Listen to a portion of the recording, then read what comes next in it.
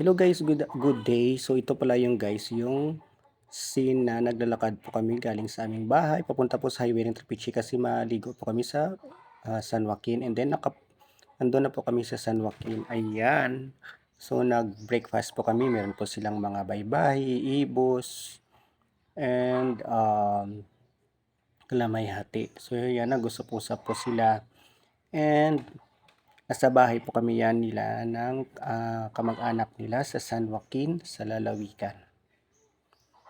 And then ito po yung pagkain namin guys, almusal. Meron inihaw na isda, meron bihon, meron spaghetti, at meron ding inahabol na ah, macaroni salad. So ang sarap po guys ng pagkain. So ito naman po guys yung ibos. Kompleto po yung mga pagkain namin sa almusal. Then pumunta po kami sa may beach. So yan, kasama yung National Highway po yan. May dumaan po na sasakyan, San Joaquin. Kasama ko po si Loleta, yung kababata ko po. So nagbaba po kami, papunta po sa may beach. So yan po yung bahay na yan. So dito po kami dumaan kasi malapit po dito at may daan po dito.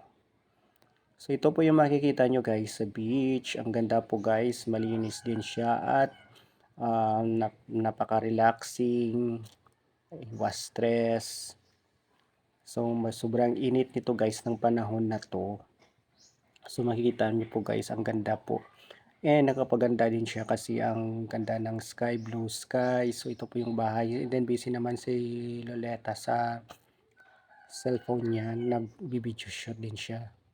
So tingnan nyo guys, ang ganda ng pagka shot ko. And then sobrang init guys. Pumunta po ako sa may dagat. So naghugas po ako ng aking paa.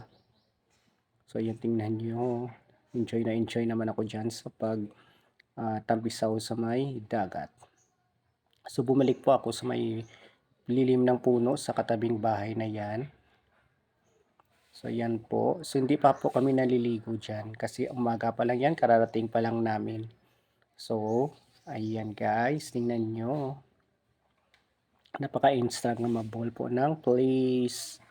And then pinagsusum ko po siya. Makikita ko po yung nasa dulo. And then daming mga bangka. Ayan, sila Lolita oh. So ayan, naglilibot-libot po ako guys para magkuha ko yung gandang angles. Then ito pala yung cottage na kinainan namin. Malapit din siya po sa may highway. So ito po yung nasa lugar nila guys, sa labas ng restaurant. So nag-order na po sila ni Sally and Lolita ng lumi. So in-order po namin ay 4 to 5 persons na lumi. So ayan, and then after noon ay pumunta na po kami ng beach. Ayan. So dinala po namin yung mga pagkain namin, mga upuan. Then nagpe-prepare na po sila ni ate ng intermission number. So ayan, prepare na po sila yan for dance. Then ito naman po yung hapon na po kasi hindi na po mainit. Iinom po ako ng San Mig Light.